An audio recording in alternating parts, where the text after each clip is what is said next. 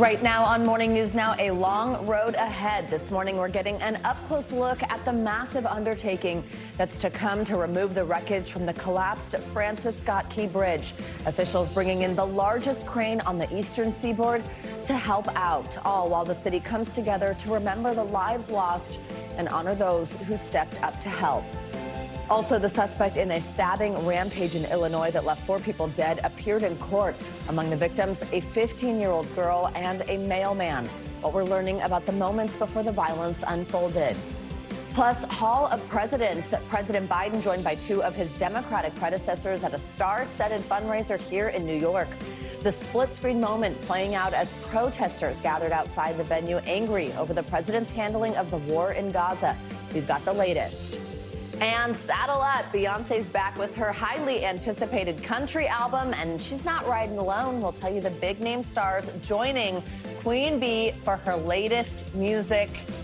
It's waking us up this morning. We've been most listening. Certainly is. Exactly. It's so much fun. You will hear a little bit from Dolly Parton. You will. It's a little tease. It's a little interesting thing. It's very cool. Good morning. Good to have you with us on this Friday. I'm Joe Fryer. Yeah, I'm Savannah. You made it almost to the weekend. We're going to get started this morning with that star-studded mega fundraiser held across the street from here, right at Radio City Music Hall, that was aimed at giving President Biden's re-election campaign a boost. The president's campaign says it raked in a record $26 million, with the cheapest tickets going for $250. Now, reporters were not allowed to record video inside of what was a rare occasion. It brought together 3 presidents in one room, with Barack Obama and Bill Clinton joining President Biden on stage for the evening. The event drew more than 5,000 supporters, and it featured an A-list guest list, including celebrities like Queen Latifah, Lizzo, and Ben Platt. Actor and comedian Mindy Kaling hosted the program, and late-night host Stephen Colbert was moderator for a discussion with the president. So at times, reality was at odds with the glitzy affair. Protesters angry about the president's handling of the Israel-Hamas war interrupted the event several times throughout the night. NBC News White House correspondent Ali Rafa joins us now with more on this event. So, Ali, this was not your run-of-the-mill fundraiser. What else can you tell us about it, and what was behind the Biden's campaign decision to hold something really so elaborate? Yeah, guys, good morning. As you mentioned, this was a massive star-studded event, raising over $25 million for the Biden campaign in just a few hours. And the reasoning behind the Biden campaign's decision to do this had a couple different parts. As we know, the Biden campaign already enjoys a massive fundraising advantage over former President Trump and his organization. But raising this amount of money in such a short period of time really sets the campaign up for the long term, setting up infrastructure in key battleground states, raising that ground game, raising that airtime investments to be able to invest in those key battleground states that the 2024 election may come down to. Having this event with former Presidents Obama and Clinton also allows the Biden campaign to reach out to different age groups within the Democratic Party, also different Democrats along the political spectrum within the party. And also you think of some of the political vulnerabilities of the president, some of the concerns that voters have about his age and his mental fitness. Having former President Obama there appeals to young voters who may have those concerns. You think about voters' concerns about the economy and inflation. We know the president has been frustrated by his economic message not resonating as quickly as he wants with voters, and having former President Clinton there address that. At one point, former President Clinton during this event saying that Biden's economic numbers have significantly outpaced the Trump administration's. And he said at one point, quote, "I believe in keeping score. He has been good for America and deserves another term," guys. Ali, as Joe mentioned, pro-Palestinian protesters had a strong presence at the fundraiser and certainly outside the fundraiser. Stephen Colbert actually asked the president about the Israel-Hamas war. Tell us what he had to say about it. Yeah, this was something that the Biden team was prepared for. I mean, you think of the president's motorcade passing these dozens of protesters who were outside of Radio City Music Hall, but inside of Radio City Music Hall, there were several times, I believe around 4 times, that this event was interrupted by protesters protesting the president's handling of the Israel-Hamas war. And at one point, Colbert asked the president what the U.S.'s role should be in maintaining peace. And investing in a peaceful future for Israel and Gaza. The president again repeated his standpoint where he says Israel has a right to defend himself, but he also talked about the worsening humanitarian crisis in Gaza. That did not stop protesters from interrupting that event. And at one point, you saw both former presidents, Clinton and Obama, come to the president's defense. And at one point, former President Obama said, quote, talking about the presidential perspective of where President Biden is, he says it's, quote, a lonely seat. One of the realities of the presidency is that the world has a lot of joy and beauty, but it also has a lot of tragedy and cruelty. And at one point, when those protesters still didn't stop, the former president took a much more stern approach to his comments to that protester, saying, quote, you can't just talk and not listen. That's what the other side does, guys. All right, Ali Rafa, thank you so much.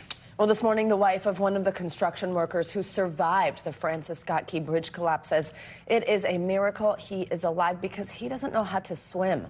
Julio Cervantes was one of the 8 construction workers on the bridge when a container ship crashed into a support pillar, causing the whole bridge to collapse into the Patapsco River. This dash cam video we're going to show you shows them on the bridge a few hours before the disaster. Cervantes' wife tells NBC News the workers were on a break in their cars when the bridge collapsed. For more, we're joined by NBC News reporter Julia Jester in Baltimore this morning. Julia, good morning. Thanks for joining us. So where do things stand right now in the search for those remaining victims? Good morning, Savannah. We have not heard word of the location of the 4 remaining victims that are believed to be in the water, but recovering them remains a top priority for Governor Wes Moore. Take a listen to how he outlined the priorities moving forward. I've issued 4 directives to this team. The first, we need to continue to focus on recovery because it is our obligation to bring a sense of closure to these families. The second, we need to clear the channel and open vessel traffic to the port because the health of the Maryland economy and the national economy depends on it. Third, we need to take care of all the people who have been affected by this crisis. And fourth, we need to rebuild the Francis Scott Key Bridge. Now, all of these priorities are interconnected. So the victims' families are being taken care of by the government, being provided those resources. But until their loved ones are found, they are going to be in agony. And there's not a timeline for when we might find the remaining victims, but authorities say that clearing the channel might help them do so. Savannah, Joe. Julia, when we talk about this cleanup, it is going to be a Herculean task. Officials are getting a boost with some federal assistance and one very big crane. Just help us understand how involved this cleanup operation is going to be. Yeah, Joe, the governor said that this task will be daunting and complicated, and officials used a number of analogies to really drive home just how difficult this is. In terms of the size and scale of this, the governor noted that the dolly vessel is roughly the size of the Eiffel Tower, and it has the entire Key Bridge on top of it. And in addition to that, he noted that the ship that got stuck in the Suez Canal took 5 weeks to remove then, and that was, you know, not involving a structure on top of it. And so authorities are really just stressing that even though we are seeing the cavalry come in, we have resources now coming in. The largest crane on the Eastern Seaboard is expected to start work. But before it can do so, the Coast Guard notes that the assessment has to be complete before they can really figure out what is the best way to split up the bridge for removal. So there are still some steps to go before the crane can even get to work. But it will be quite a daunting task, but they are moving full steam ahead. Savannah, Joe. And Julia, just quickly before we let you go, we just heard the governor say he wants to rebuild the Key Bridge. Obviously, there's a lot of work before that can start, but any idea when that could happen?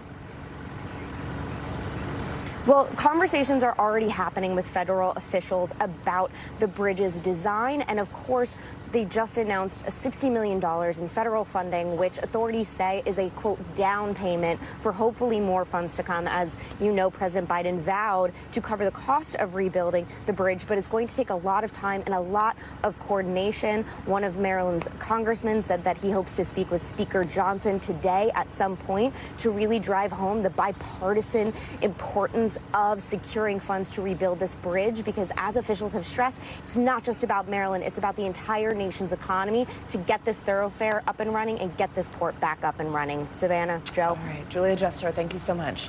An Illinois man suspected of stabbing 4 people to death and injuring several others now faces several charges, including murder. Prosecutors say the suspect admitted to the crimes while telling authorities that he had taken drugs before the stabbing spree. NBC News correspondent Maggie Vespa has the details. As Rockford struggles to understand the carnage, the accused hacker in Wednesday's deadly stabbing spree, 22-year-old Christian Soto, in court facing 13 charges, from first-degree murder to home invasion for, police say, a rampage spanning 5 crime scenes across this northern Illinois community. They say Soto attacked 11 people total, killing 4, including a mother and son, a mailman on his route, and a 15-year-old girl, Jenna Newcomb. Jenna died saving her sister and her friend. Prosecutors saying the spree started when Soto visited a friend in the first house who he said gave him laced marijuana. Soto said he became paranoid after the drug usage. He said he retrieved a knife from the kitchen and proceeded to stab Jacob and Ramona to death. From there, they say he targeted at random, driving his truck onto lawns, breaking into one home where 3 teenage girls were watching a movie, grabbing a bat. He started swinging the bat, striking all the female victims. Darlene Weber says Soto came in their back door, attacking her and her children. He looked at me, he just had the world's biggest smile on his face. He was smiling. He looked like the devil incarnate. They say the family dog, Brandy, bit Soto on the leg as Weber's son fought him off. And I grabbed a syrup bottle and started beating him with it. I'm not even kidding. If it wasn't for him, I don't think that I'd be standing and talking to you right now. I really don't. It was frightening. The woman who identified herself as Soto's mother telling NBC News he's a loving person and he has never hurt anybody before. We never felt threatened by him. We can't believe that is my son. And we're standing outside the hospital here in Rockford where the survivors of this attack, this rampage, have been treated. We're told as of Thursday night, 2 people remain hospitalized here. Both were told in fair condition. Back to you. All right, Maggie Vespa, thank you so much. Well, at least 38 people are dead after Israeli airstrikes appeared to hit Hezbollah targets near the Syrian city of Aleppo overnight. The strikes come as Israel says it is preparing for a ground invasion of the city of Rafah. NBC News International correspondent Raf Sanchez is in Tel Aviv and joins us with the latest this morning. Raf, thanks for joining us. Let's get started with this overnight strike by Israel within Syria. What can you tell us? Savannah, Joe, Israel has been bombing in Syria for years now. The goal of that bombing campaign is to disrupt the flow of Iranian weapons to different Shia militia groups across the Middle East, including Hezbollah in southern Lebanon. But this is one of the biggest strikes we've seen in years. It took place up in the north of Syria near Aleppo International Airport. According to the Syrian Observatory for Human Rights, it was targeting an ammunition and a weapons depot near that airport, causing major explosions. 36 soldiers from the Syrian regime killed, according to this monitor, as well as 6 fighters from Hezbollah. Now, Hezbollah has confirmed some of its men were killed overnight. They are not giving an exact number at this point, but it comes at a time of heightened tensions between Israel and Hezbollah in southern Lebanon. There has been a lot of fighting across the border in the last week, as there has been in the nearly 6 months since the October 7th attack. In terms of that strike in Syria, as is their policy, the Israeli military is neither confirming nor denying their responsibility. Raf, looking at Gaza, Israeli forces have released new videos showing a fresh round of bombings in the area of the Al-Shifa hospital. What is Israel targeting in these attacks? Yeah, Joe, there is fighting raging not just near Al-Shifa, which is the largest hospital in the Gaza Strip up in the north, but also 2 smaller hospitals down in Han Yunis. And the Israelis say This shows the deep cynicism of Hamas and other Palestinian militant groups, that they continue to flock to these hospitals knowing that Israel is unlikely to bomb there directly, knowing that there is aid there and there is civilians to hide there. But another way to look at this is that Israel already swept through these hospitals, causing massive disruption, basically taking these hospitals out of commission as medical facilities. And yet here we are once again, Israeli troops inside these hospitals, which some people are saying is a sign Israel's military strategy in Gaza is really not working, that they at this point are basically playing whack-a-mole with Hamas, Islamic Jihad, and other militant groups. The World Health Organization, other humanitarian groups are pleading for a ceasefire, saying that the healthcare system already collapsed and this can't go on. Guys. Also, the White House and Israel are working to reschedule a meeting that is over protecting humanitarian aid during an expected ground invasion of Rafah, where many people have been sheltering. Prime Minister Netanyahu has said he is planning to go forward with this invasion.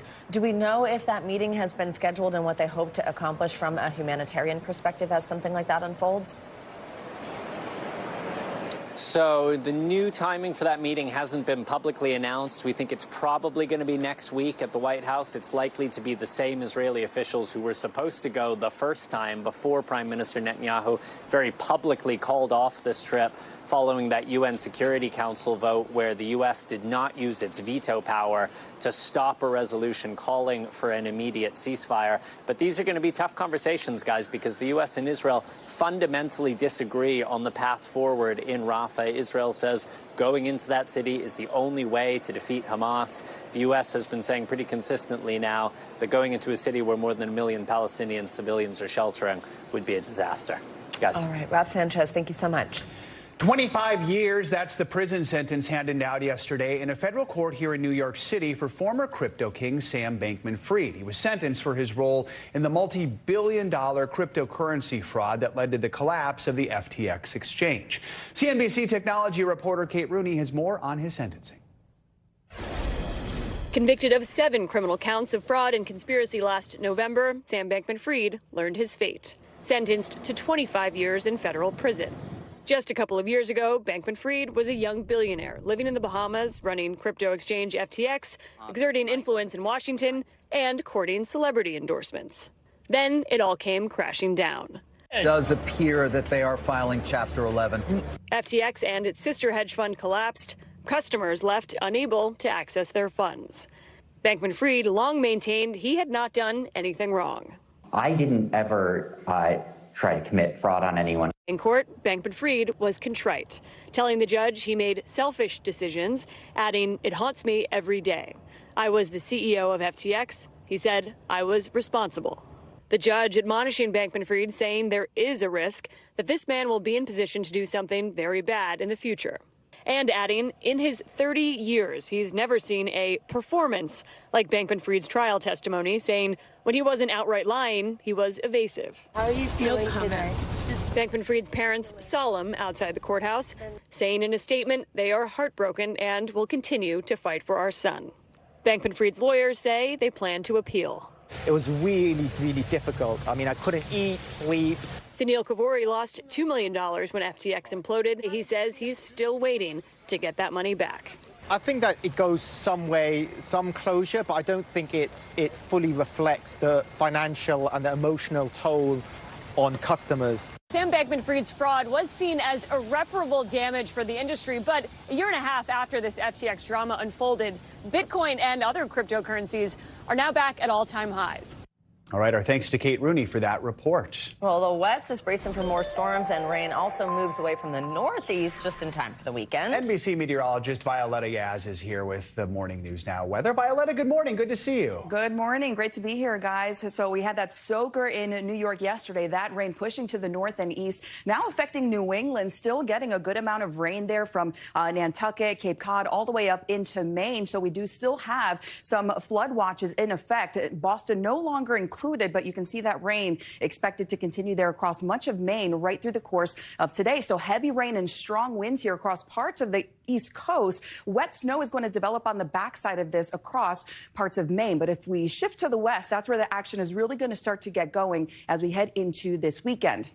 We have a strong storm system moving into California. That's going to bring with it heavy coastal rain and also the potential for heavy mountain snow. As we shift into tomorrow, some of those rain bands may make it into parts of the desert southwest here, but we do have that flood risk from Los Angeles all the way up into, or all the way down into San Diego. By Sunday, that mountain snow starts to shift into the Rockies with areas of heavy rain, again, starting to move into parts of the Four Corners here. So our current flood watch is here from San Luis Obispo all the way down to San Diego. That does, of course, include the Los Angeles area. So heavy rain in the forecast there, but also dealing with winter alerts here for that higher elevation snow. So I know we're, of course, into spring now, but still getting some good snow out across some of those higher elevations and for the ski resorts. But this, of course, is going to lead to at least some flooding here across parts of California and eventually into parts of Arizona and Nevada as well. Some of those heavier amounts here right around the Bay Area, even down into Los Angeles, Santa Barbara getting hit again. So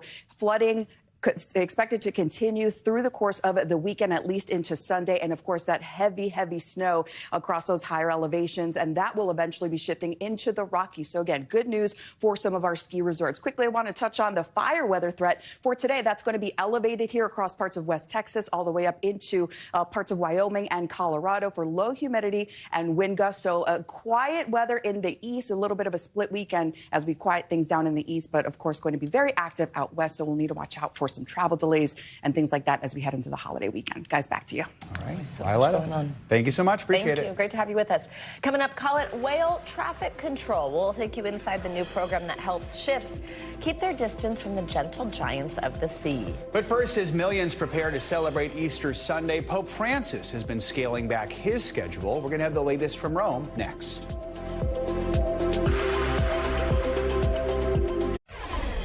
Welcome back. Today is Good Friday, when Christians mark the suffering and death of Jesus Christ on the cross. It also brings traditional messages from leaders around the world, including the Pope and King Charles, who both find themselves battling closely watched health problems. NBC News international correspondent Claudio Lavanga joins us now from the Vatican with more on all this. Claudio, good morning. So let's start in Vatican City, where you are, with the Pope. He's 87. There, of course, have been concerns about how frail he has been looking in recent weeks, including this last week and Palm Sunday. Is he scaling back his schedule at all? What's the Vatican saying about this? Good morning, Joe. Well, it doesn't look like he's scaling back, despite the worries, the concerns that were about the Pope, especially in the past few months. He's been battling bouts of cold, flu, and bronchitis that at some stages prevented him from either attending some services and also to read homilies as it happened. As you mentioned, just last Sunday, just a few days ago, during Palm Sunday, he did not read the homily. And that was a big deal, of course, because that was the start of the most important week in the Catholic calendar. So there were concerns about the Pope not presiding over or attending all of the services for the Eastern week. But it looks like it got better since then. He has been attending the Mass on Holy Thursday. He's been reading the homily there. It didn't sound as bad as it sounded just last week. It didn't have any. It didn't stop. It didn't cough. Also yesterday, just on he washed the feet of female prisoners, a tradition that he definitely wanted to attend. He was also speaking there, even though he was in a wheelchair, of course. And it looks like that tonight, this is a big deal again, is the Way of the Cross at the Colosseum, and it looks like he's going to preside that too. So it looks like he's getting better and that he's going to go through Easter week without a problem, including, of course, the Mass on Easter Sunday. Back to you guys. Claudio, Easter, which of course is this major celebration, comes against the backdrop of two major conflicts, the Israel-Hamas war, as well as the conflict in Ukraine. What message will the Pope be giving in his sermon this year? Will it touch on that? Well, the Pope, since the start of the war in Ukraine and the war in Gaza, has been calling repeatedly, also almost on a weekly basis, sometimes twice a week, for a ceasefire in both cases. And also, of course, he's been asking Catholics around the world to pray for peace. He's been doing that this week as well. Just a couple of days ago, he wrote a letter to the Catholics in the Holy Land that are affected by the war, again, calling the war a senseless tragedy. And, of course, we do expect him to once again call for peace and call for a ceasefire in the coming events, especially in the homily during Easter Sunday. Claudia, let's also talk about King Charles. Of course, he's been undergoing treatment for cancer at the same time as his daughter-in-law, Princess Kate. What Easter message do we expect him to send? Well, as you know, yesterday, the king did not attend the Holy Thursday service, which was a big deal for the king because that is a tradition where the king hands over specially minted coins to people to recognize, in recognition to the service to the communities. He sent the Queen Camilla, instead, but he did record an audio message that was played out in the church. And that audio message said that he was terribly sorry that he couldn't attend. Of course, we know that he's under treatment, but he also said that he wanted to take Holy Thursday as an example to remind him of the pledge that he made during Coronation Day to learn or imitate or emulate Christ when he washed the feet of his disciples, meaning that he was there to serve them and not to be served. And that's exactly what he said, that as a king, he's there to serve and not to be served. We'll see, but Buckingham Palace says that he will attend, he and Queen Camilla will attend Easter service on Sunday, so we'll see what he says then. All Back right, to you guys. Claudio Lubanga at the Vatican. Claudio, thank you so much. Yes. Well, if you are still not sure who to vote for in the 2024 presidential election, there's a new, quite funny name in the running. A man in Texas, unsatisfied with this year's candidates, legally changed his name to literally anybody else. That is now his name. He announced his bid for the White House. Reporter Meredith Yeomans from our Dallas-Fort Worth affiliate station spoke with him. So many questions for the presidential hopeful I was about to interview, and began with the most basic. My name is literally anybody else, and I'm running for president of the United States of America. Meet literally anybody else. The first name is literally, middle name is anybody, and the last name is else. The North Richland Hills father and veteran, formerly known as Dustin Eby, who legally changed his name and launched a bid for president, an idea he admits began as a joke. I didn't change my name when it was a joke. I would not have changed my name. You know, that my father-in-law puts it nicely, that juice was not worth the squeeze. Else says he bought the domain literallyanybodyelse.com early last year and started making T-shirts with the name. He says he got serious when he realized Biden and Trump would be back on the ballot. America wants something different. You know, we want something better. We deserve something better. So he filed a petition for a name change in January, then went before a Tarrant County judge. She looks at me and she says, "Are you really going to be that guy?" And I paused for a moment, and I was like, somebody has to. The 35-year-old 7th grade math teacher is now doing interviews with media outlets around the globe, fixated on his mission to neutralize the nonsense. I should not be popular. There is zero reason why literally anybody else should be taking off the way it is. Else needs 113,000 voter signatures by mid-May to give Texas voters 3 options in November: Donald Trump, Joe Biden, and literally anybody else. Our thanks to Meredith Yeomans for that report. Well, the Else family. Yeah. Coming up, allergy season is here, and for about 1/4 of Americans, that means it's time to break out the medication. But with so many options, making the right choice can be an intimidating task. That's why we're sitting down with the senior health editor at U.S. News and World Report to go through their list of the best of the best. Stay with us. Welcome back. Sunday is International Transgender Day of Visibility. It's a day designed to draw attention to discrimination and attacks faced by the trans community. It's also a day to celebrate the lives of transgender people and to foster acceptance and allyship. Joining us now for more on this is Joelle Espute. She is the Director of Programming at the Normal Anomaly Initiative. Joelle, good to have you with us this morning. First of all, just talk to us about the importance of having International Transgender Day of Visibility. What does it mean to you? Hi, yes, thank you, and good morning, and thank you for having me. So International Transgender Day of Visibility was founded in 2009 by Rachel Crandall as a way to celebrate the successes of transgender people in the trans community. And I think now more than ever, it's about more than simply celebrating the successes of the trans community. It's about visibility. It's about representation. It's about telling stories that are more than the doom and the gloom and the trauma that oftentimes the trans community faces. As Joe mentioned just a moment ago, you're a part of the Normal Anomaly Initiative, it's called, and that's a Black LGBTQ-run organization. Tell us about the work that you are doing. Yeah, so the Normal Anomaly Initiative is a Black LGBT nonprofit community-based organization based in Houston, Texas, that really aims to eliminate barriers and create new norms for the Black LGBT plus community. And we do that through direct services, through leadership development, capacity building and research, and community engagement events. And we do that by creating spaces that center joy, that center liberation, that center love and freedom, and center what community does best instead of what community needs or their limitations. Earlier this month, your group gave away 200 free tickets to the Black Queer Advancement Festival. That was your response to Texas Governor Greg Abbott dismissing claims of systemic discrimination against LGBTQ plus individuals in the state. Let's talk about the reality here. How does systemic discrimination impact the trans community? Well, when Governor Abbott kind of dismissed the reality that the LGBT community faces, I want to give some numbers and some statistics about that. So in 2023, 75 anti-LGBTQ laws were passed. 4 of those laws were passed in Texas alone. One of those laws being the banning of gender-affirming care for trans youth. And that gender-affirming care isn't surgeries that mutilate youth's bodies. That includes therapy that affirms trans youth.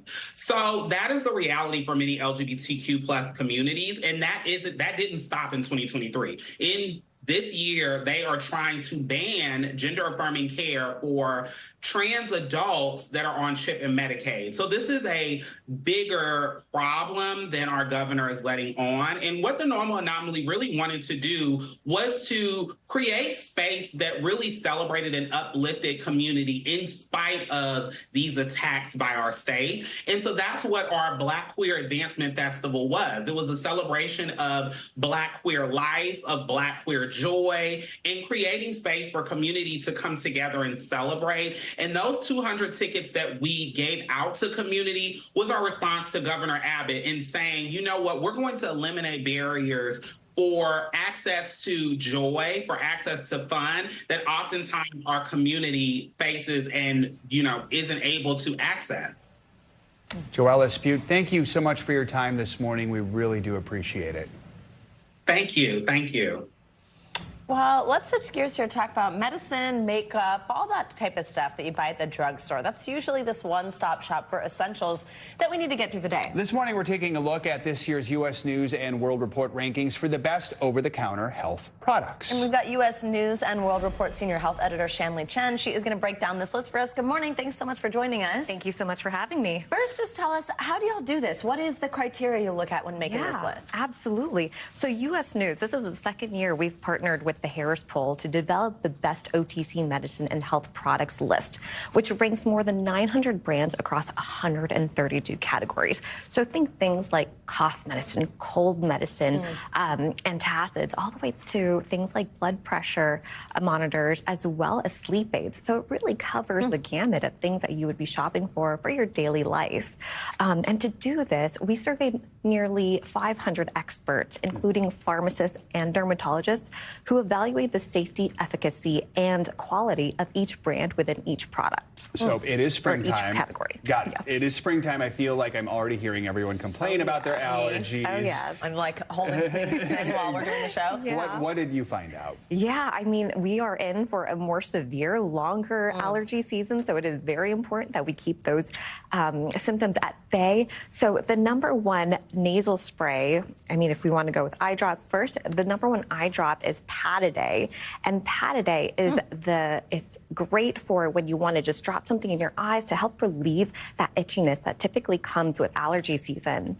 But if you want something that you can pop in your mouth, Zyrtec, it was the number one brand for oral medicine. But of course, Flonase, and this is great. It was a clear winner amongst our pharmacists. And if you have nasal congestion on top of those more global symptoms like itchy eyes, runny nose, and sneezing, this was a clear winner. And does this mean quickly that these are better than, the store brand ones? They contain the same ingredients, but when experts and our pharmacists evaluated the ingredients, evaluated the safety, quality of each product and each brand, this was their #1 pick. So it actually is better. That's good to know, because I'm always kind of like, that one's a little cheaper. Should I go with that one? What about pain relievers, that kind of thing? Of course, it's one of the most common things probably most people are buying at the store. Oh, exactly. And we've all felt those aches and pains at one point or another in our lives. And so the #1 pain patch is Salonpas. And pharmacists recommended this the most for, when you want to have something that you can throw on your arm or your leg whenever you feel those aches and pains. But if you prefer to have something that you can apply topically to your skin, Voltaren, which is a prescription strength arthritis cream, was the #1 pick in this category. But of course, we're always busy, we're on the go, we want something that we can throw in our mouth or throw in our bag. Motrin was the #1 pick amongst our pharmacists. And let's get sunscreen real quick here. Well, we can, even on a rainy day, you should be wearing your sunscreen. Absolutely. What was the best? I'm so glad you mentioned that, because we need to be wearing sunscreen year-round, not just when the temperatures are warming up. At least on your face every morning. Exactly. And we will get to face sunscreen, but the overall best sunscreen for children and adults was Neutrogena, and this is a tried and true brand that provides broad spectrum sun protection, as well as a great line of products as well they can choose from. So from lotions to sprays, whatever works best for you. And they don't smell gross. I do like that. And then, of course, we've got Aveeno Baby as a #1 baby sunscreen, because it's very important to protect the little ones as well. And face sunscreen, Elta MD, was the #1 dermatologist recommended. So what I've been using. So there you go. There you go. I like that one too, actually. Yeah. Shanley Chen, thank you so much. Really good information for people to use. Great to see you. In the Pacific Northwest, the Coast Guard is unveiling a new program to help protect whales from the dangers of large shipping boats. NBC News Chief Environmental Affairs correspondent Ann Thompson is on deck with how it works.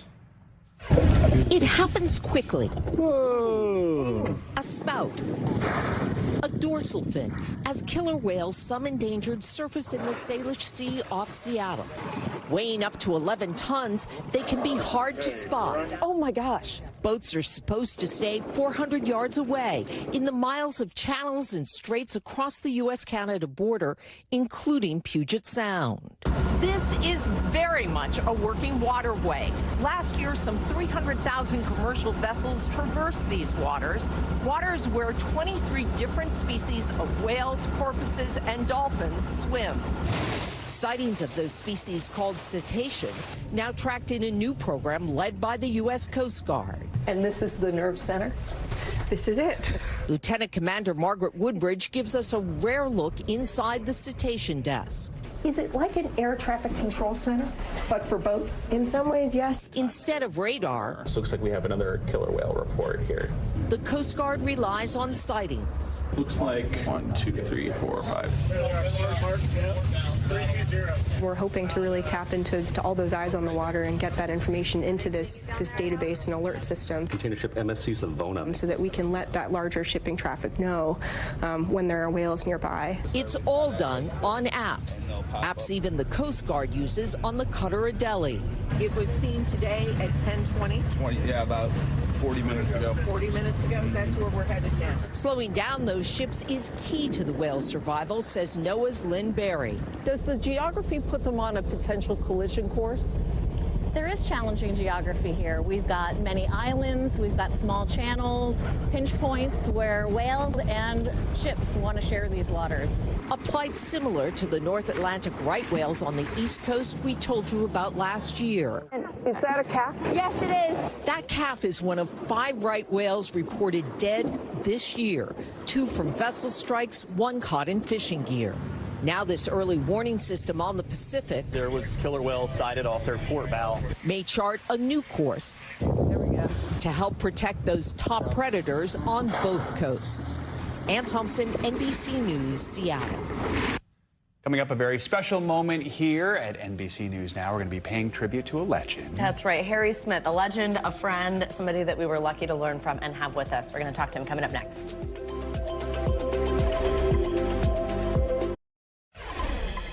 Welcome back. In recent years, we've seen the trend, people getting their news from TV and online, leaving many newspapers across the country with a shrinking audience. Well, the drop in subscriptions has shuttered many local print publications. Well, Maine's largest network of newspapers is getting a lifeline thanks to a nonprofit that aims to maintain local ownership of newspapers. Our good friend Harry Smith is here with more on what this boost is meant for these papers, which are so important to so many people. Several thousand local newspapers have closed over the last decade or so, and this is a reverse in this trend and a piece of really good news for the people of Maine. At Rowley's in central Maine, many a customer digs into the Lewiston Sun-Journal along with their breakfast. Locals have relied on it since 1847, but like many a local paper, its future was anything but certain. It's been tough. I mean, it's no secret. Advertising spending is down exponentially. Our subscriptions are down. Sun-Journal publisher Jody Jalbert has lived in Lewiston all her life. We did as much as we possibly could not to pull the resources out of our newsrooms, but everybody was tight. Until last summer, when the Sun-Journal, 4 other Maine dailies, and 16 weekly papers were sold to the not-for-profit National Trust for Local News. Thank goodness.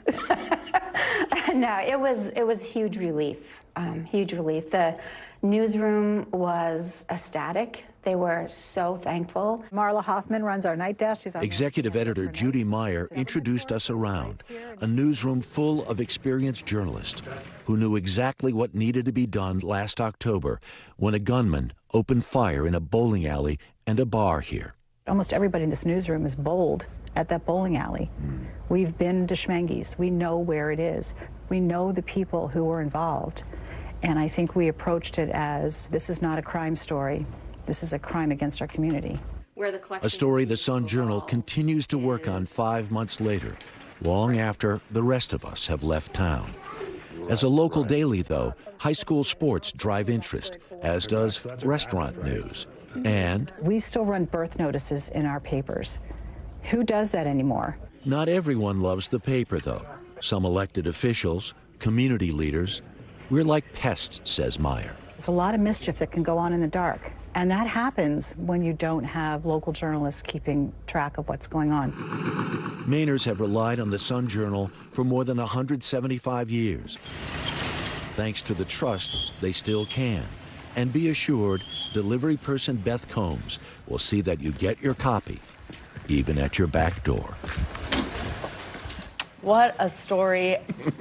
What a fitting story, by the way, for what today is here. Right? Story. Well.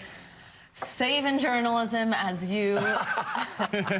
we're seeing you here. This is your last day with NBC. Okay, this is going to be really hard for me to get through because I remember the day I met you, August 26, 2013. It was my birthday. For those of you who don't know, I was actually Harry's assistant 11 years ago. You changed my life. Big time, big time, big time. Have become one of my closest friends, which has been such a blessing to me.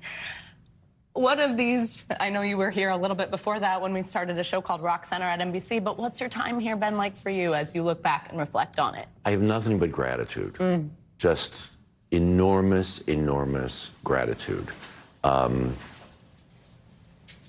been so many places, met so many people, and I have realized, especially in the last 13, 14 years, just how fortunate we are to have the opportunity to leave the building, to go to Lewiston, Maine, meet those folks, be inspired by those folks. So many times that I've gone out, we live in this country that feels like it's so divided.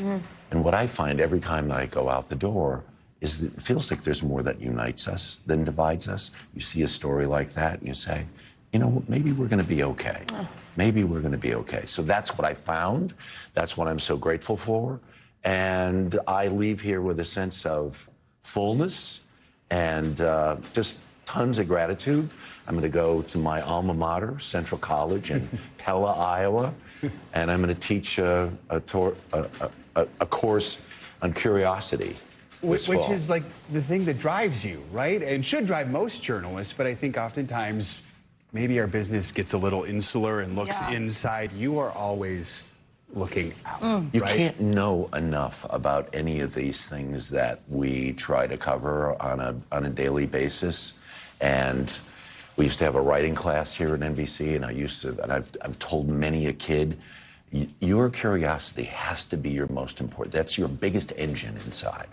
You go out with your eyes open, you go out with your ears and your heart open, so you can hear what folks are trying to communicate to you. And when you come back to tell the story, it's not your story, it's their story. So that's all I've tried to do as a reporter, and try and share with the younger folks who are coming along here. And then in the end of the day, I think that's applicable to almost any walk of life. Mentorship has been such a part of your time here. I mean, we were talking yesterday, you were telling me how many people have been in your office just over the past couple of weeks. You know, like, we're all trying to soak it in. We're like, oh, shoot, we got to go see Harry. I mean, and he's a mainstay on the 5th floor. I mean, just heading to your office is, I mean, for me and you, it's usually a multi-hour event on my part, and sometimes your part, to yours, just because it's just been so special to get to spend time with you. But has that been cool for you, just watching this next generation come up here at NBC and knowing us all? So we had a little gathering last night, and there were people there who are so early on in their careers, and they came, and they said, only came because I wanted to see you. And people who were like lining up to meet you, like shake your hand before you were leaving. So, they're like, it's Harry Smith. Listen, some of that's sort of an out-of-body experience, to be perfectly honest, because I'm just a schmo who tells stories on TV. I don't feel like I'm anything all that special, so it's a little overwhelming on some levels, but it has been really gratifying to have those kinds of relationships. Oh, you are special to us, and you've been special to some. And you've been in touch. I mean, it's everyone. It's really been great. These students do not understand what they are about to get at this course. Well, they better sign up, because that. Will there be pop quizzes? Here's the interesting thing. Well, there's no test. That's the best part. The thing that's interesting is that generation, they have no idea who I am. I don't think that's soon true. will. Their grandparents do. Harry, we love you so much. Thank we'll be you. talking. Thanks for this opportunity. Absolutely. Thank you for coming by. Thanks. Coming up, get your cowboy boots ready. Beyonce is back with new music this morning. We're going to dive into the new album and her relationship with country music next.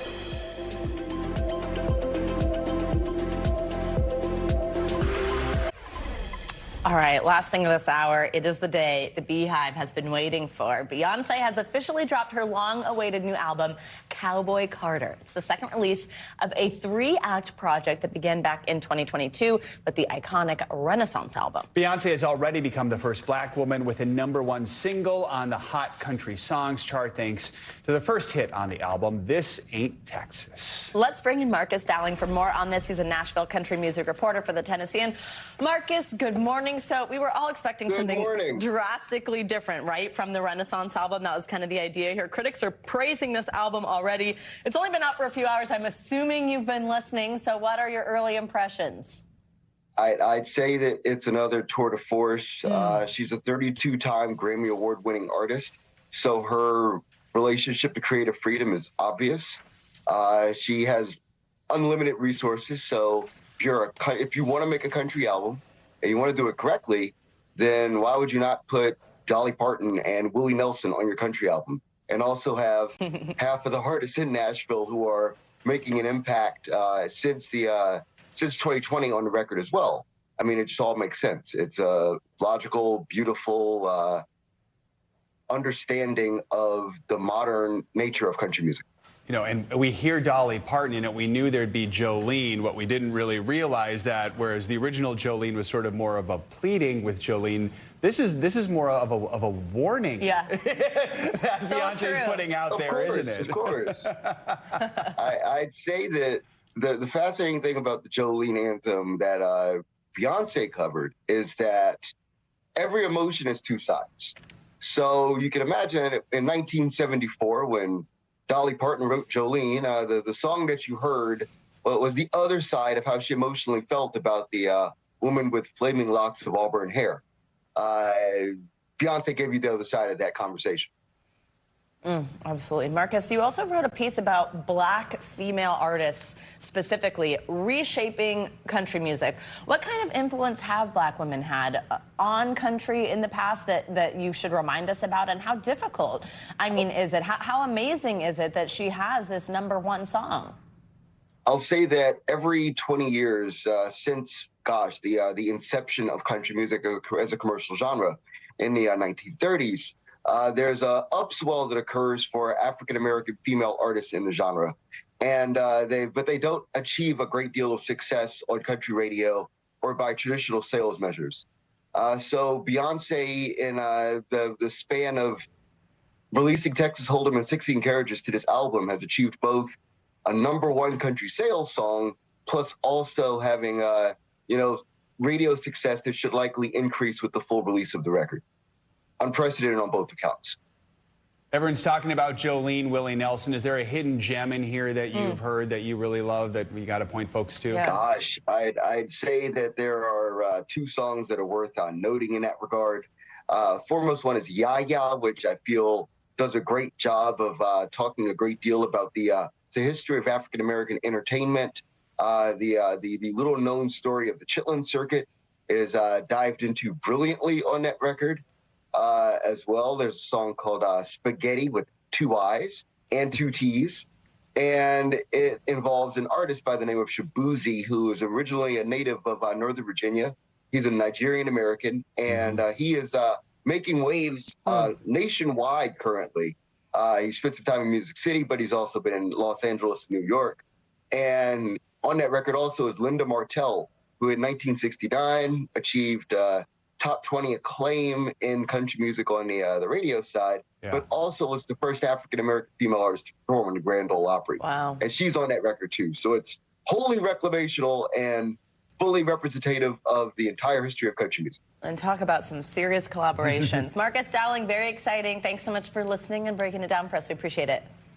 Oh, you're absolutely welcome. My pleasure. It's going to do it for this hour of Morning News Now. Stay with us. The news continues right now.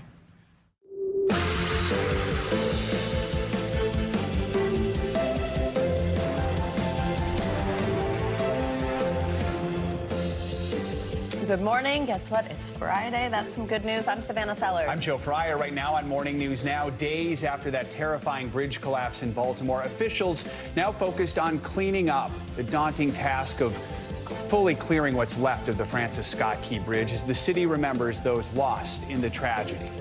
A powerful presidential politics split screen here in New York yesterday. Former President Trump attends the wake of a fallen New York police officer. President Biden puts on a star-studded Radio City fundraiser alongside 2 of his predecessors, bringing in millions. We're going to catch you up on all of it. We've also got our eyes on the roads and skies this morning. The Easter weekend promising a couple more travel headaches. The FAA already anticipating even more delays at the gate thanks to that upcoming solar eclipse. Plus, Mother Nature isn't exactly cooperating, at least here in a drenched Northeast. We've got your full forecast in just a moment. And later in the hour, Beyoncé's new country-inspired album, Cowboy Carter, is finally here. It features who else? The queen of country herself, Dolly Parton, for a fiery reimagining of Jolene that changes the lyrics to turn the classic on its head. We're going to be talking about that along with the rest of the weekend's big releases in our Can't Miss list. So much to talk about as we head into this holiday weekend. And I just love that segment. I mean, it really, for me, even though we're the ones having the conversation, it guides what I You're like, oh, this is what weekend. I need to watch now. So all right. hopefully I'll feel like that at home. You'll do the same. We're going to begin at the site of the fallen Francis Scott Key Bridge in Baltimore, where overnight a barge with a crane that's able to lift 1,000 tons arrived on the scene. Yeah, there is still significant work to be done before this salvage operation can get underway, though. NBC's Tom Costello has been covering this story for us all week and has the latest. Yeah, good morning. The sun is coming up here in Baltimore, and the focus remains on that ship. They cannot begin salvage operations until the Coast Guard has stabilized that ship and until the NTSB is done with its investigative work on the ship itself. To get a first-hand view of what it's like out there, how dangerous it is, how daunting the mission will be, we went out on the water with the Army Corps of Engineers. Inside the now blocked channel at the Port of Baltimore, the remnants of the Key Bridge poking precariously out of the Patapsco River, where the Army Corps of Engineers is preparing for the daunting operation to clear it out. These edges, sharp edges on the steel you see behind, those are razor sharp, and they go all the way to the bottom. We've got to be very, very careful and deliberate as we do this work. Clearing the channel means getting everything out, down to the sand, because the massive cargo ships that pass through only have inches to spare. You see that piece of steel that is right there crushing the front, the bow of the ship. That alone weighs 3,000 to 4,000 tons. They've got to cut that into pieces to remove it, and that's just for one stretch of the bridge. There is even more danger beneath the surface of the murky water. Divers will need lights and cutting torches to cut apart the bridge piece by piece. It's why dive teams have had to stop searching for 4 still missing construction workers, seen on dash cam working on the bridge just hours before the cargo ship collided with it. That water is so dark and the debris is so dense that in most instances, our divers cannot see any more than a foot or 2 in front of them. So much of the operation is simply feel. On board the damaged dolly, new video from the NTSB shows just how entangled portions of the Key Bridge have become with the ship.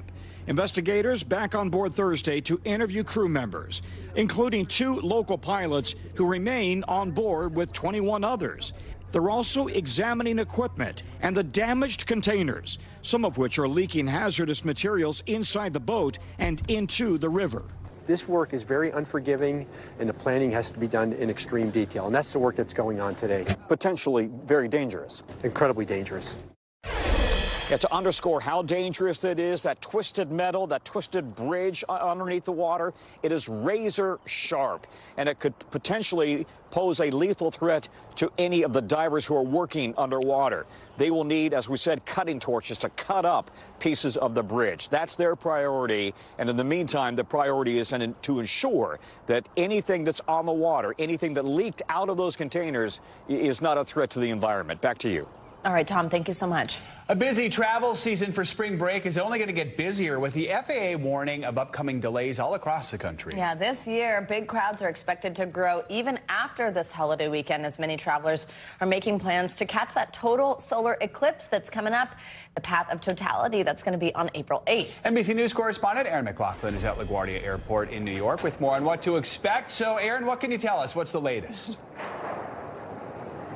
Hey there. Well, it's ramping up to be yet another busy travel day here at LaGuardia Airport. Yesterday, some 50,000 flights took off nationwide. That's expected to continue into the weekend because you've got spring break travel as well as Easter holiday travel. Now, we're also hearing of an incident that actually happened yesterday in Minneapolis. 2 Delta planes on the tarmac clipped wings. The planes were actually directed back to the gates. No injuries, but the FAA says it is investigating that incident. The FAA is also warning about travel next week. 150,000 flights are expected between Wednesday and Friday. They're warning that there could be delays then as well. So far today, though, we're seeing about 500 flight cancellations and counting for the day, but it is, again, early in the morning here, guys. Ooh, those cancellation numbers, that hurts. Aaron, tell us about roads also. So obviously there's a spike at airports. What about traffic? How's that going to look, especially with this weather? We've been seeing so much rain.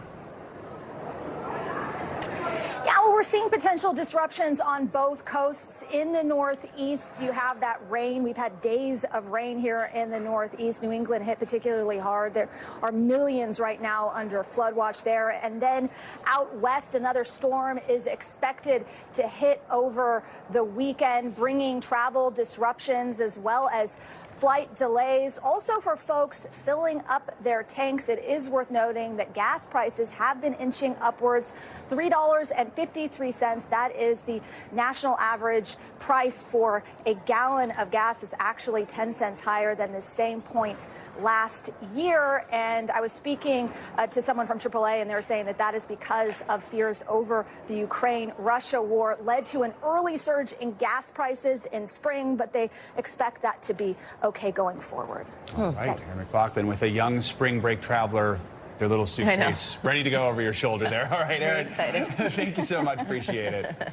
All right, let's stay on weather and bring back NBC's meteorologist, Violetta Yaz. She's tracking what's in store for today and for the weekend. Violetta, good morning. Good morning, guys. Yeah, so we have improving conditions across the Northeast, although in New England, at least, they're still dealing with that rain. Meanwhile, out west, that's where things are going to start to get going as we head into the evening. But let's start here in New England, where it is still pouring here. You can see that heavy rain across Cape Cod, extending all the way up into Maine, and starting to get some snow to develop on the backside of that as well. Although for the moment, our flood watch keeps collapsing. So right now, only including parts of Maine, no longer includes Boston, New Hampshire, or Vermont. So just Maine, as that's where we're seeing the majority of this rain linger right now. So for today, heavy rain and strong winds there along the immediate coast. And there we have that backside snow that we mentioned. So good news for some of the ski resorts out there. If you're a fan of spring skiing, we do have more snow on the way there, but also out west. So we have two storm systems across the Pacific right now. This is the main energy that's going to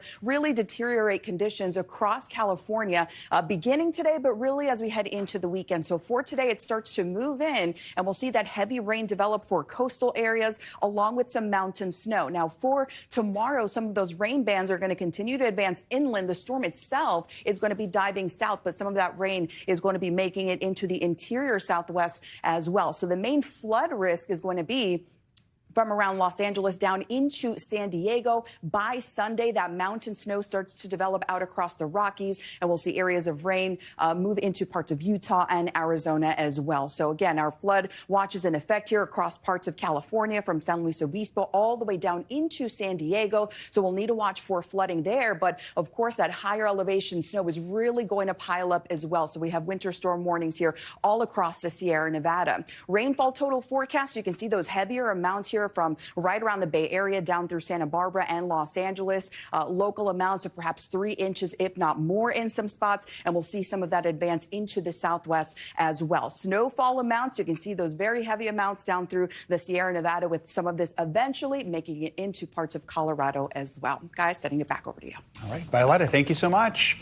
Turning now to the race for the White House, President Biden held a star-studded political fundraiser last night. 3 presidents took the stage at New York City's iconic Radio City Music Hall. NBC News senior White House correspondent Gabe Gutierrez joins us now with more on this. Hey, Gabe, good morning. Hey there, Savannah and Joe. Good morning. It's good to be here now, with most polls showing a dead heat between former President Trump and President Biden. The Biden campaign is trying to build momentum after the State of the Union address. The former president was also in the New York area for a last-minute stop, setting up yet another split-screen moment.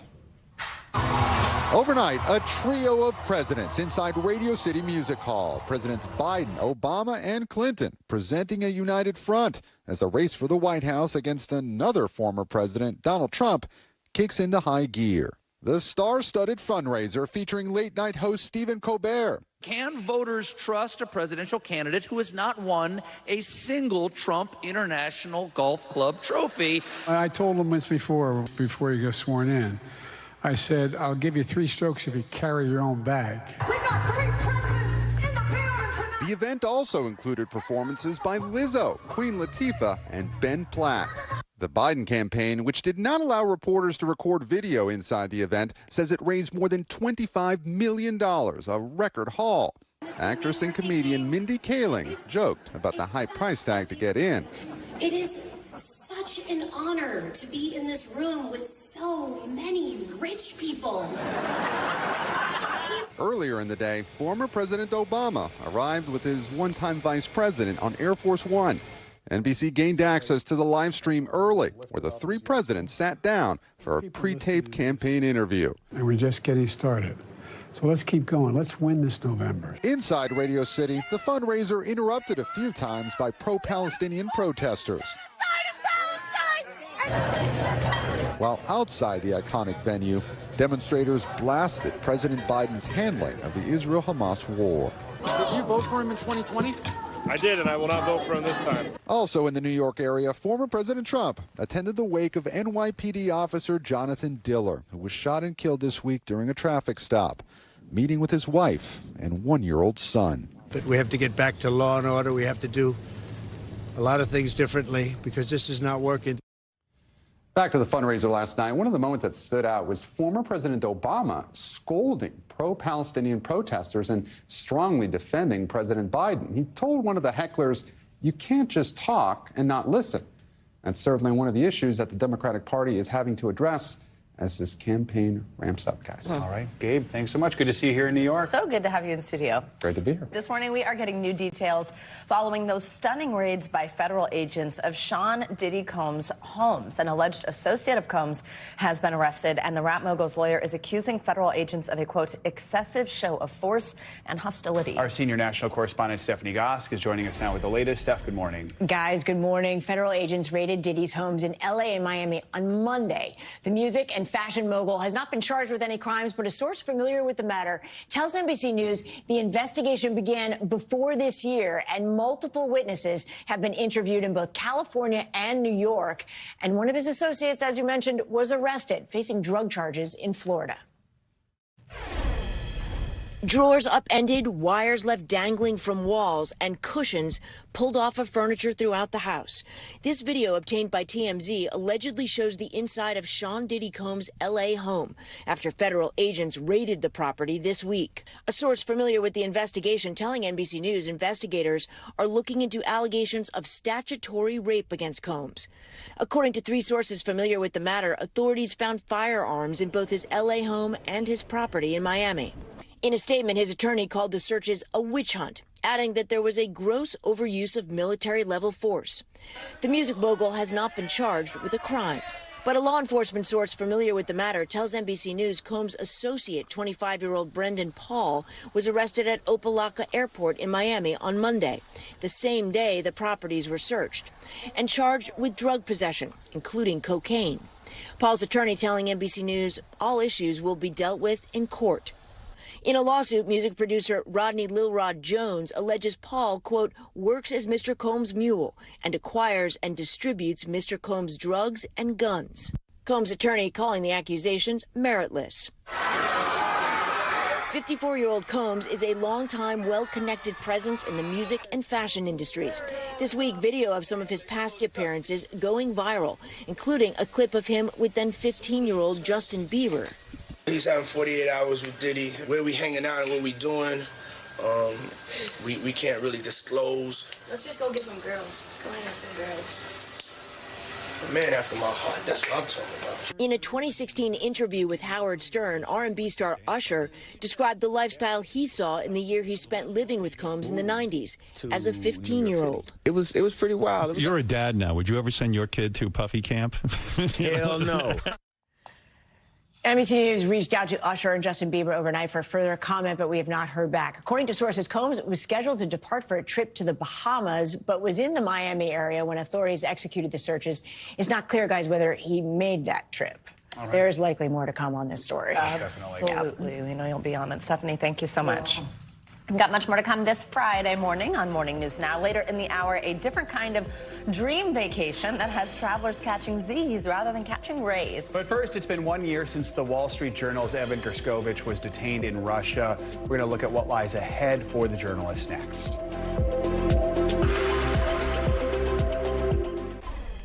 Welcome back. Well, today marks 1 year since Wall Street Journal reporter Evan Gershkovich was arrested and detained in Russia. The country's Federal Security Service alleges he was acting on orders to collect state secrets. Both the Journal and the U.S. government deny those claims. The U.S. government has designated Gershkovich as being wrongfully detained. NBC News chief international correspondent Keir Simmons is here. Keir, you might have seen the Wall Street Journal this morning. Yeah, just this incredible powerful image. They left a good chunk of it blank and saying Evan's story should be here. Yeah. We know he was in court earlier this week. His detention was extended. That's right. Do we even know when he'll appear in court again? Well, they've extended it for 3 months. I mean, the chilling reality is that they can hold him for almost as long as they want to. It's pre-trial detention. So effectively what they're saying is we're still investigating. He's not even on trial at this stage. And these hearings are about them simply asking that he isn't held in the Fortovo prison, this prison that's notorious from the Soviet days in central Moscow. A terrifying place to have to be. Although I will say, though, that his family say that he is holding up well. And when we see him like this in courtroom, he does appear to be, kind of healthy, and you can't judge fully, but from what you can see, strong mentally. So thank goodness for that. I should say our team in Moscow did try to be at that hearing. We're told they couldn't be there. All the media were told that they couldn't be there, and because, frankly, the Russians aren't telling us very much. Allegedly espionage, denied by his family and the paper, but beyond that, it's unknown. Except for this question of whether actually what Russia wants to do is swap him, if you like, for people that they want. What more are we hearing from his family, who, in the little contact that they've been able to have with him, or those who are helping him? What do we know from them? Well, we've heard in interviews that they've been giving in the past week that they are able to exchange letters with him, that he is even able at times to arrange for flowers to be sent to family members.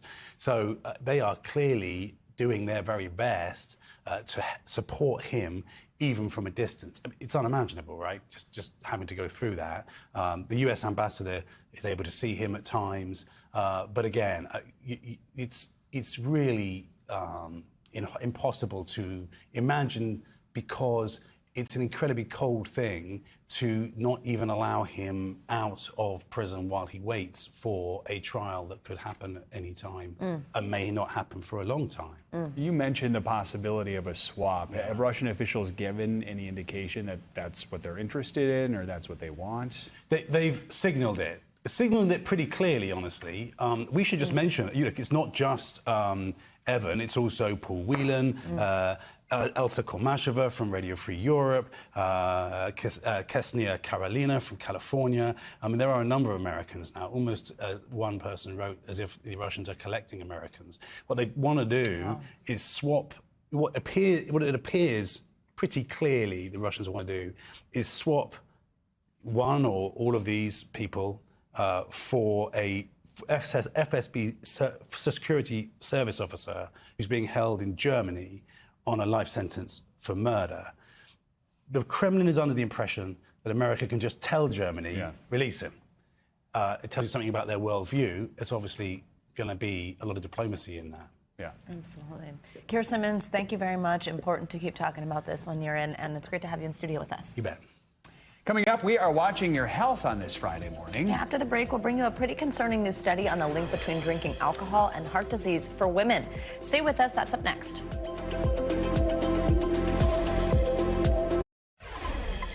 We are back with an alarming new study that's shedding light on the link between alcohol and heart disease for women.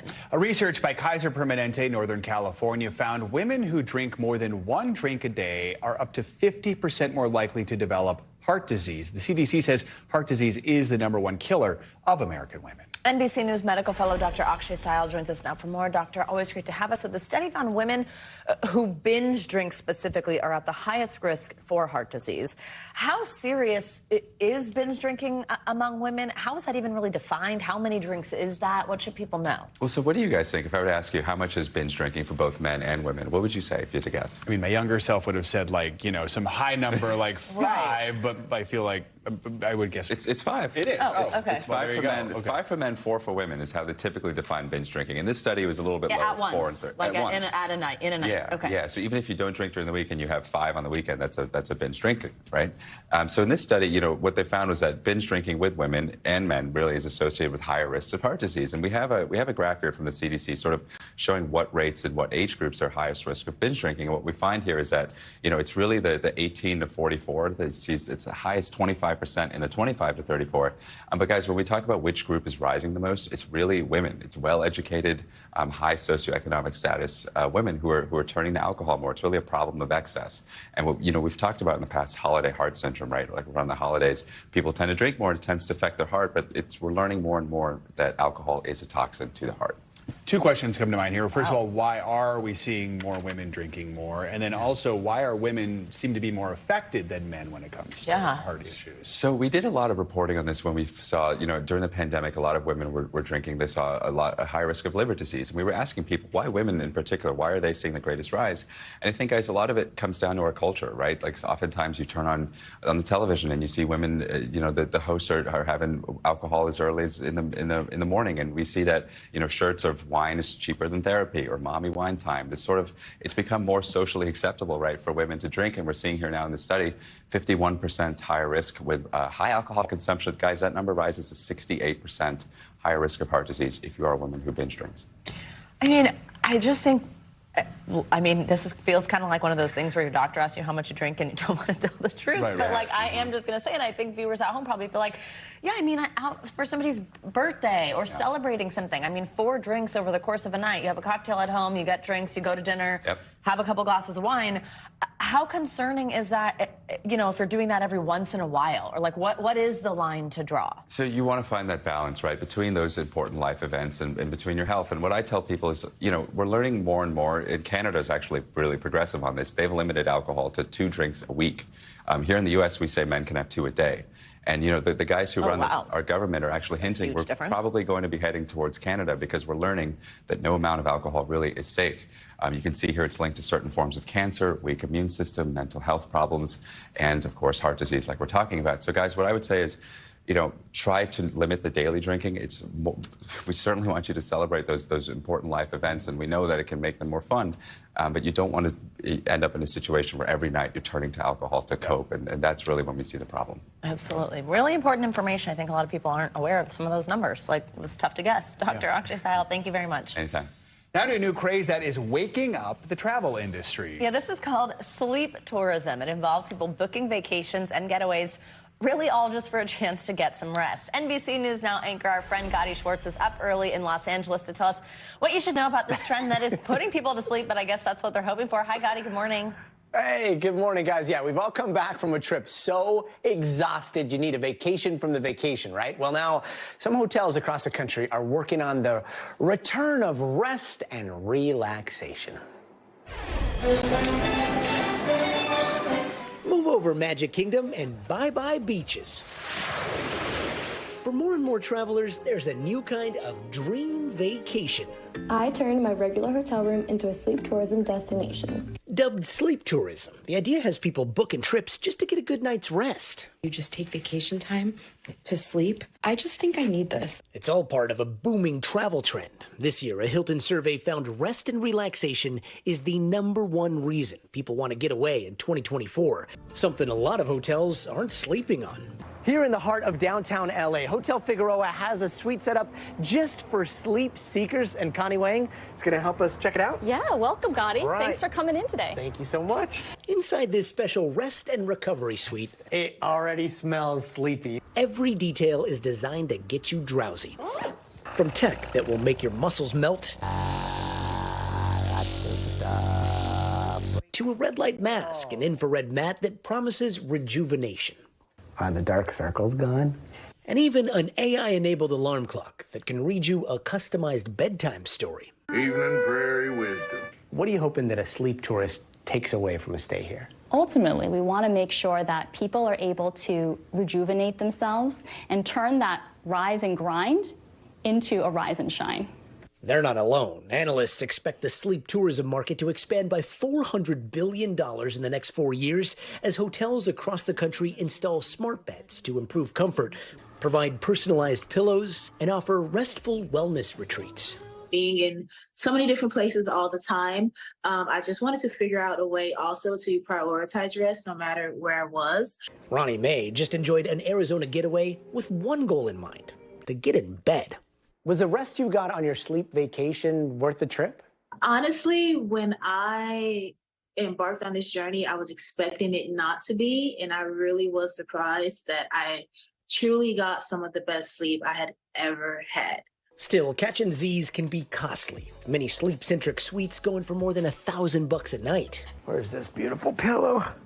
A price tag, nothing to wink at, but maybe something to sleep on.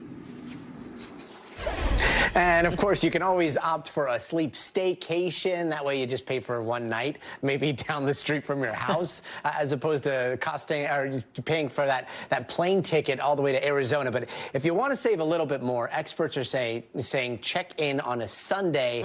That's when you get some of the lowest rates, guys. Or just kick everyone out of your house. Yeah, I know. Yeah, kick all the kids out. Goodbye, everybody. Yeah. Gotti, what'd you think of the infrared mask?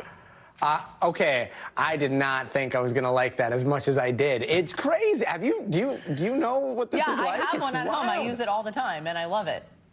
You got to bring it to the office next time in New York, because I am now obsessed. However, they're a little bit pricey, so I don't think my wife's going to they are. Yeah, I got one on a Christmas sale this year. My sister and I both did. Gotti. I want to see Gotti anchoring with the mascot later today. Yeah, all right. You laying on the mat. I loved it.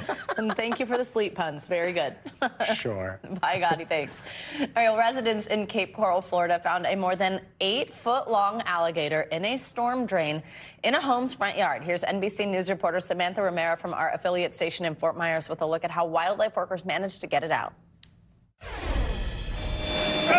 Nearly 9 feet of flipping, turning, and rolling as trappers work to get this marsh monster out of a storm drain. I don't know if the word is shocked, but very surprised to see something like this happen in the neighborhood. Neighbors noticed the gator inside the drain Tuesday. Well, the neighbor behind me, where property is cutting his lawn and saw it and freaked out, literally. And immediately I called the police. The Florida Fish and Wildlife Conservation Commission issued a permit for a trapper, and crews arrived to get it out. The neighbors stood around to watch the show right in their front yards. We're sitting in the driveway hearing all the commotion, so it was time to come over and see what was going on. An unexpected sight for Denise Cutler. And you would not see an alligator in Vermont. Her neighbor, Michael Lewandowski, says he's used to seeing small fish when it pours. But that's just fish, a big deal. But this is a different thing. And my little grandson got to see, you know, what Florida can really be like in certain days. Nuisance Alligator Control said they put the alligator in a crate and will send it to a farm in Southwest Florida. Look at the tail. Ooh, our thanks to Samantha Romero for that report. Well, wildlife officials say they don't know exactly how the gator found its way into the drain, but the reptiles are known to travel in pipes and waterways because it's an easy way to cross short distances unnoticed. He, though, was most certainly noticed. He was noticed. There you go. I'm glad I didn't notice it. Exactly. Coming up, do we even have to tease this? You already know Beyoncé just dropped Cowboy Carter. After the break, what the critics and the fans are saying about Queen Bee's highly anticipated crossover into country. This is Morning News Now.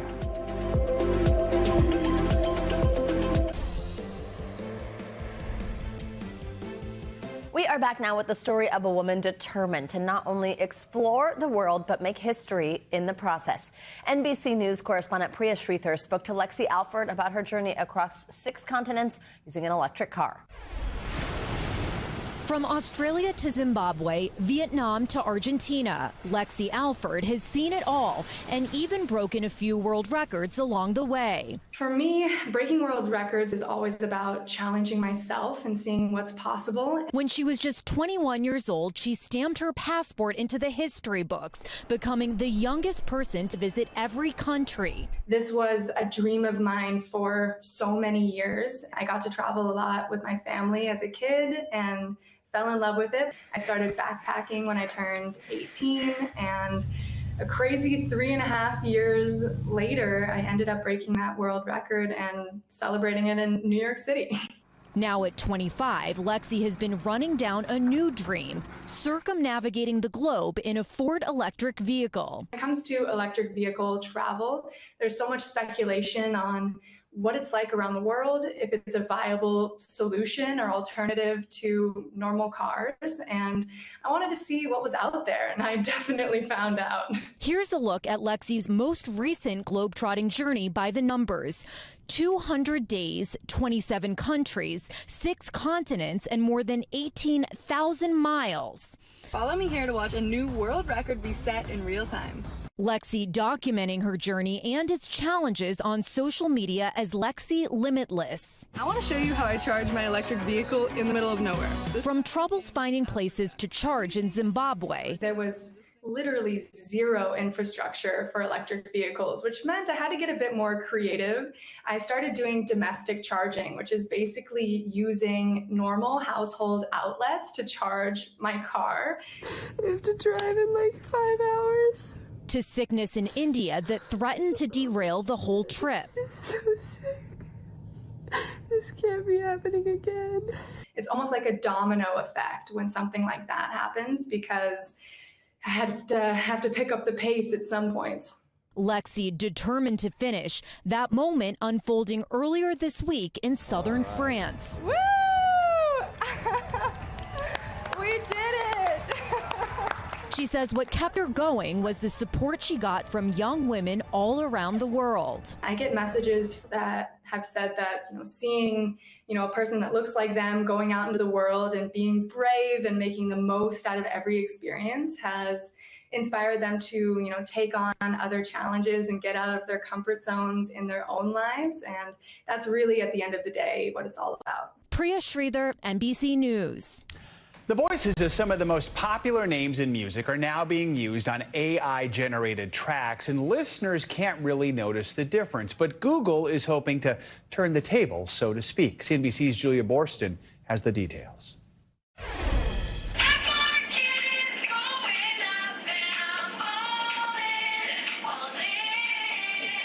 This may sound like Demi Lovato, but it's not. It's an AI-generated song created by YouTube's Dream Track tool, part of Google's latest experiments in generative AI. The company is partnering with record labels, including Universal Music Group, to create guardrails to protect artists' voices from being exploited and to enable them to profit from custom AI-created music. Julia, you are like the sun.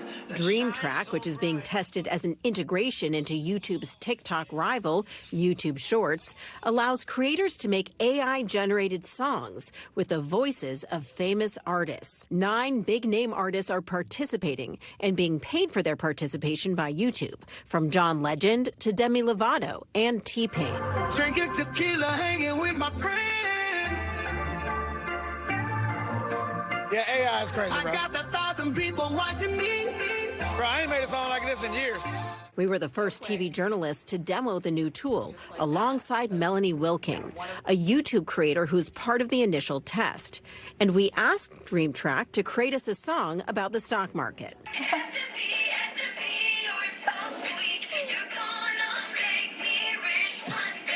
2 decades after music piracy threatened the music industry, it's facing another reckoning as music labels and artists decide whether to embrace the new tech or risk being left behind. We have to figure out how to effectively partner to drive innovation, to be able to adapt to new technology. I think you'll see that we've worked to try to understand where the opportunity is and to get out in front of it. YouTube wasn't the first to experiment with AI-generated music. Last year, the artist Grimes invited her fans to use Gen AI to create songs in her voice. If the songs are a hit, she says she'll split royalties with them. As to when YouTube's Dream Track tool will be widely available, the company's still working on it. We know that there are challenges and a lot of work that we need to do to get to the place where we will be able to fully scale a product.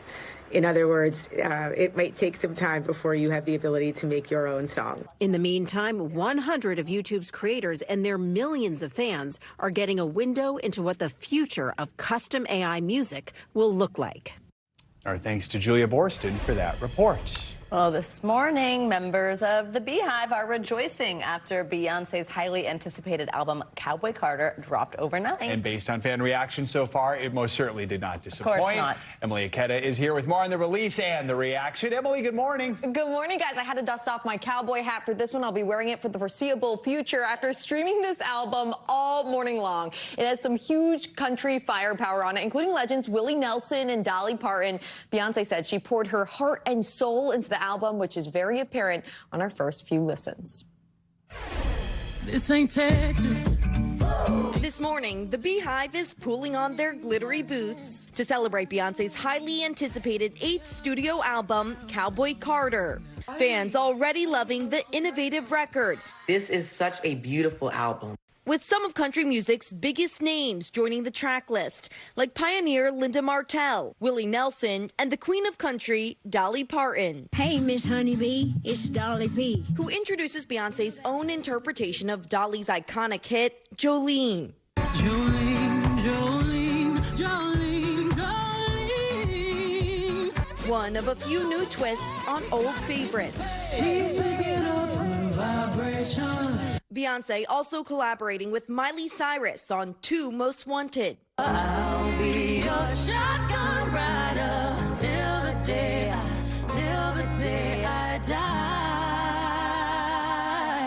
featuring rising Black country artists on the record. That night of the Super Bowl when she dropped those 2 songs, I was just fingers crossed, oh, maybe this could be an opportunity for me to work with Beyonce.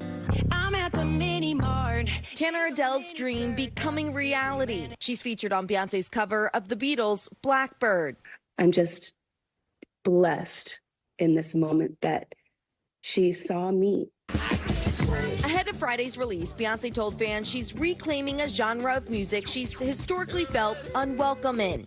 Writing in part, "The criticisms I faced when I first entered this genre forced me to propel past the limitations that were put on me," which some see as a reference to backlash she faced after performing at the 2016 CMA Awards. The Houston native highlighting the immense historical impacts Black artists have had on country music. This is almost a 200-year reclamation that she is attempting and succeeding at pulling off. Now with Cowboy Carter, Beyonce looks ready to conquer yet another musical frontier. And we'll just have to wait and see if Cowboy Carter becomes Beyonce's 8th straight album to debut at #1 on the Billboard charts. But I'd say it's a pretty good bet. Yeah, it's looking pretty for good. sure. And I love how she says it's not a country album, it's a Beyonce album. And it totally is. Exactly. Really pushing the boundaries. Right. Some really cool stuff. Take a listen. Just even like little gems when you're actually hearing the whole thing because there's so many tracks. That's fun. Emily, thank you. Thanks, guys. We got much more on Cowboy Carter and everything else from the entertainment world that you simply can't miss this holiday weekend. Yes, that of course means we've got our can't miss list correspondent Darren Karp. She's here to give us the lowdown. Stay with us.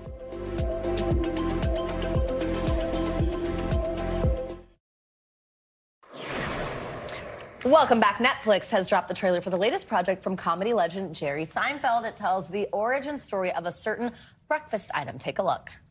Ground control, we are go for launch. T-minus 3, 2, 1. Lift off. Lift off. I believe we have split the atom of breakfast.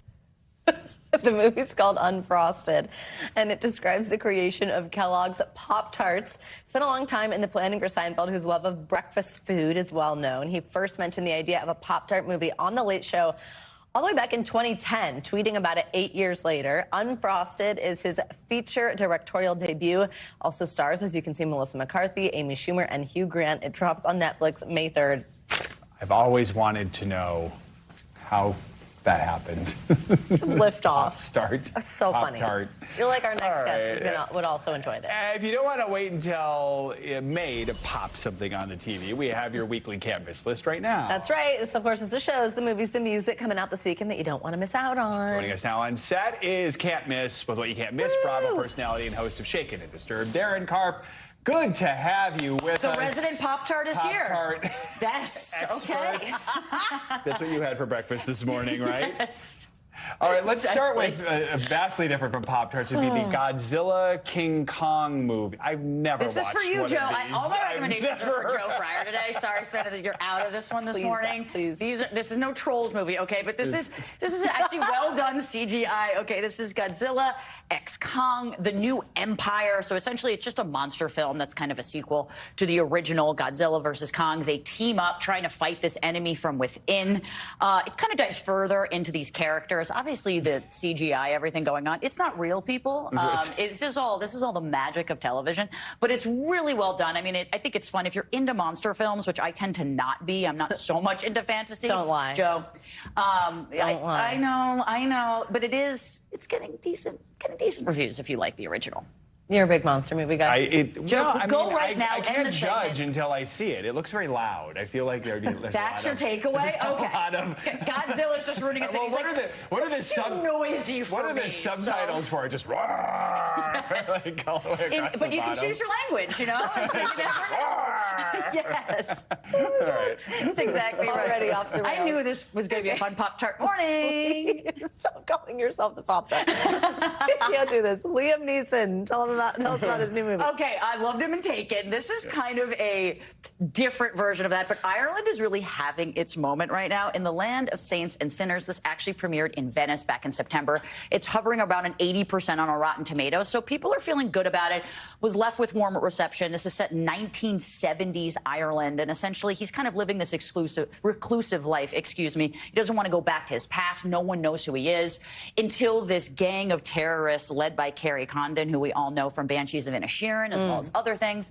Very Irish movie, like I said. She kind of comes in, and Liam's character, Finbar, is forced to reckon with whether or not he wants to go back with his past and save his neighbors or kind of live in this reclusive lifestyle. And I imagine you know what he's going to choose. But it's a good, fun thriller adventure. You know what he's going to choose. Exactly. Right. Taken, classic. Just the best. It's just like stop trying to do anything other than Taken. Yeah, but he I kind agree. of does do that now, It's like mostly, Taken right? Edge. That's my point. Is like this is Taken, just with not a daughter, right? It's like another just way for Liam Neeson to show off his guns. We got a couple quirky period things streaming, right? So it's Renegade Nell and A Gentleman in Moscow. Yes, you look a little hesitant. Okay, Just Renegade because I haven't Nell, heard of them, so I had to read Renegade them. Nell is on Disney Plus, so you know a little bit more of a family kind of series that you can bring into. This is kind of a period piece, as you said. This is set in England in 1705. Nell Jackson is framed as this murderer, but she isn't that way, so she runs away with her sister. She's led by a companion. She kind of gets into highway carjacking and, highway jacking, because there's no cars back then, but realizes wagon jacking. She's stealing the Pop-Tarts on the street, but realizes that maybe she's meant for this life of crime, and she tries to thwart this plot against the Queen of England. So a lot of historical pieces here, kind of good for the kids. You know, it's on Disney Plus, so you're going to get what you're going to get there. And A Gentleman in Moscow. Oh, Gentleman in Moscow, yes. Ewan McGregor, not to be confused with The Gentleman, not to be confused with Gentleman Jack. I love The Gentleman, in case you're wondering. Everyone is obsessed with The Gentleman. This is a little bit different. This is on Amor Towles' 2016 novel, if you've read that before. But Ewan McGregor kind of stars. He gets stripped of all of his wealth, all of his possessions, and is forced to live a life in this grand Moscow hotel. And he kind of learns that there's a lot more to life than wealth and possessions. I love that book. That was my synapses were not firing. I was not connecting that this Amor is based on the book. yeah, That's I mean, amazing. just Amor is amazing. Yeah, so you're going to love this one. There's a reality show you want to tell us about. Gerard Carmichael reality show. If you remember, he hosted the Golden Globes a few years back. He recently came out as gay, so this is kind of his reawakening. I'm a big reality fan, but this takes a dark turn. I mean, he's really unfiltered in all of this. He tries to go out on dates. He ghosts some people. He tries to find a date for the Emmys. He avoids his mother, who's super religious in all of this. So he really does an in-depth take on his life. He's super unfiltered. He just wants to bring the truth to reality. He's trying to Truman show himself, as he says. But I do kind of highly recommend it. It is good. It's on HBO. All right, 30 seconds left. Cowboy Carter, what do you think? I mean, I love it. I mean, I was ready for Sweet Honey Buckin' when she came out with that track list 24 hours ago. I was like, I just need to listen to this. Jolene's one of my probably top 5 favorite songs of all time. So any iteration, either Miley Cyrus, Dolly Parton, Beyonce's take on it is amazing. But I love it. I love country music. And the fact that she really has done the historical contest with the Linda Martell show, who's the first Black Grand Opry singer, is just to actually think beautiful and what Beyonce does the best. And these up-and-coming Black country artists that are getting this moment with her. And so she got to collaborate with all of them. It's not just country stars. And she, you know, she did this album because she felt she was not welcome in sort of the country community. So this is her comeback, her payback for that. That's right. Yeah. We all love it. All right, Darren, thank you so much. We need a cowboy hat. It's going to do it for this hour of Morning News Now. The news continues right now.